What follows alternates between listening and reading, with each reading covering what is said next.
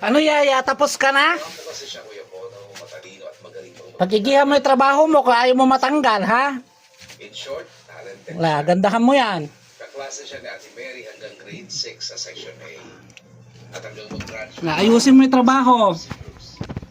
Oh, Naalala ko, binigyan niya ako ng dapat makinis yan, ha? binibigay niya kay Ate Mary.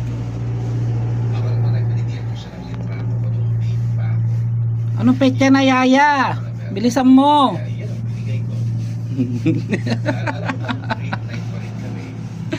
Ayan guys, ang aking bestie, siya nang nagdi-DIY sa aming CR. Maraming angkas ang tumabi sa Oo. akin. Matatag driver ay nagsalita sa akin. Oh. Hi ka naman dyan, bestie. Ito alam ko, Bestie, lingon ka dito. kasi Bakit? kasama ang dalawang Lingon ka dito. na hindi lang kinikinig. Hindi ako Oh, yung kilikili mo lang nakikita, yung mukha mo hindi. nakakatuwa. Parang maiihi ako sa kinatatayuan ko.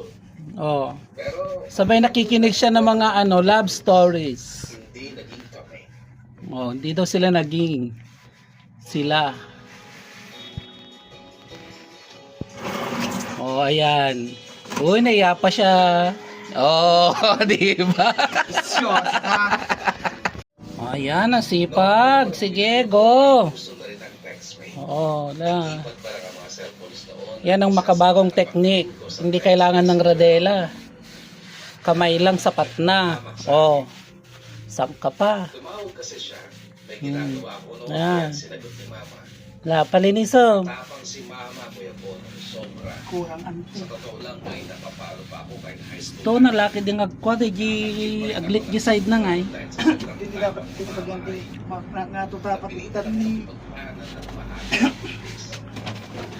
Yes, Kuya Bono, maaga masira ang buhay din eh. Makalaya mula sa poder ng aking ina. Apay kurang? Kurang eh.